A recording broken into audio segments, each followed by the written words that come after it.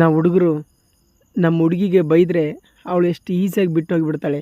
ಯಾಕೆಂದರೆ ಇನ್ನೊಬ್ಬ ಹುಡುಗ ನಮ್ಮ ಹುಡುಗಿನ ಯಾವ ಥರ ನೋಡ್ತಾನೆ, ಯಾವ ಥರ ಭಾವನೆಗಳು ಇಟ್ಕೊಂಡು ಅವಳ ಹತ್ರ ಬರ್ತಾನೆ, ಅಥವಾ ಏನಾದರೂ ಅವಳಿಗೆ ದುಡ್ಡು ಕೊಟ್ಟರೆ ಏನು ಮನಸ್ಸಲ್ಲಿ ಇಟ್ಕೊಂಡು ದುಡ್ಡು ಕೊಡ್ತಾನೆ, ಇಲ್ಲ ಅವಳನ್ನು ಏನಾದರೂ ಕಾರಲ್ಲಿ ಕರ್ಕೊಂಡೋಗಿ ಸುತ್ತಾಡಿಸಿದ್ರೆ ಯಾವ ವಿಚಾರ ಇಟ್ಕೊಂಡು ಅವಳು ಸುತ್ತಾಡಿಸಿರ್ತಾನೆ, ಅಥವಾ ಏನಾದರೂ ಗಿಫ್ಟ್ ಕೊಟ್ಟರೆ ಯಾಕೆ ಕೊಡ್ತಾನೆ, ಏನಾದರೂ ದುಡ್ಡು ಕೊಟ್ಟರೆ ಏನು ಉದ್ದೇಶ ಇತ್ತು, ಹೊರಗಡೆ ಕರ್ಕೊಂಡೋಗಿ ಲಾಡ್ಜಿಂಗ್ ಮಾಡಿ ಏನಾದರೂ ಆ ಥರ ಕೆಟ್ಟ ಭಾವನೆಗಳಿಂದ ನೋಡಿದರೆ ಏನಿರುತ್ತೆ ಅನ್ನೋದು ಆ ಹುಡುಗನ ಮೈಂಡ್ಸೆಟ್ಟು, ಆ ಹುಡುಗನ ಮೆಚುರಿಟಿ ಏನಿದೆ ಅನ್ನೋದು ನಾವು ಹುಡುಗರಾಗಿ ಹುಟ್ಟಿದ್ದೀವಲ್ಲ ನಮಗೆ ಮಾತ್ರ ಚೆನ್ನಾಗಿ ಗೊತ್ತಿರುತ್ತೆ.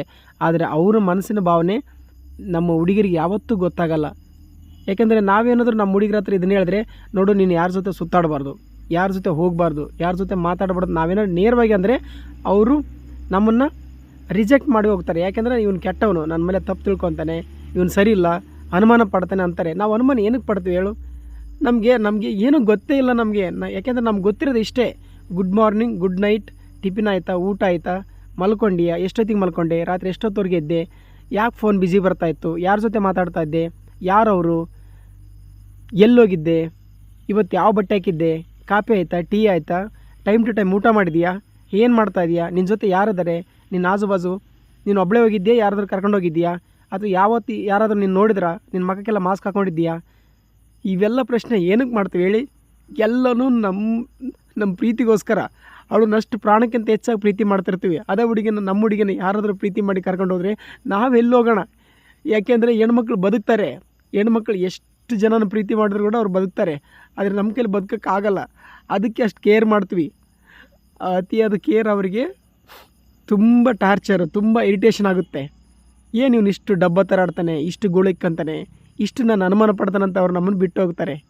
ನಾವೇನಕ್ಕೆ ಅನುಮಾನ ಪಡೋಣ?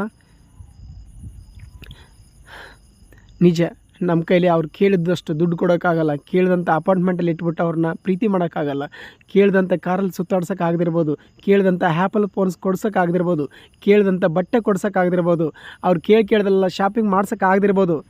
ಆದರೆ ಅವ್ರು ಕೇಳಿದ್ದಕ್ಕಿಂತ ಹೆಚ್ಚಾಗಿ ಈ ಜಗತ್ತಲ್ಲಿ ಯಾರು ಕೊಡೋಕ್ಕಾಗದಿರೋ ಅಷ್ಟು ಪ್ರೀತಿನ ನಾವು ಮಾತ್ರ ಕೊಟ್ಟಿರ್ತೀವಿ ಅವರಿಗೆ. ಅವ್ರಿಗೇನು ಟಾರ್ಚರು, ನೋವು, ಇರಿಟೇಷನ್ನು, ಅಸಹ್ಯ ಅಂತ ಏನು ಅನಿಸುತ್ತಲ್ಲ, ಅದೇ ನಿಜವಾದ ಪ್ರೀತಿ. ಪ್ರೀತಿ ಅಂದರೆ ದೊಡ್ಡ ದೊಡ್ಡ ಗಿಫ್ಟ್ಗಳನ್ನು ದೊಡ್ಡ ಕೊಡೋದ್ರಲ್ಲಿಲ್ಲ. ಈ ಥರ ಚಿಕ್ಕ ವಿಚಾರ ಇದೆಯಲ್ಲ, good morning, good night, tea ಆಯಿತಾ, ಕಾಫಿ ಆಯಿತಾ, ಎಲ್ಲಿದೆಯಾ, ಹೇಗಿದೆಯಾ, ಏನು ಮಾಡ್ತಿದ್ಯಾ, ಟೈಮ್ ಟು ಟೈಮ್ ಊಟ ಮಾಡಿದೆಯಾ, ಆರೋಗ್ಯ ಹೇಗಿದೆಯಾ, ಚೆನ್ನಾಗಿದೆಯಾ, ಹುಷಾರಾಗಿದೆಯಾ, take care, bye, sweet dreams, love you, always, miss you, bye, hug you, kiss you. ಇದು ನಿಜವಾದ ಪ್ರೀತಿ, ಇದು ಸತ್ಯವಾದ ಪ್ರೀತಿ, ಬೇರೆ ಏನೂ ಅಲ್ಲ.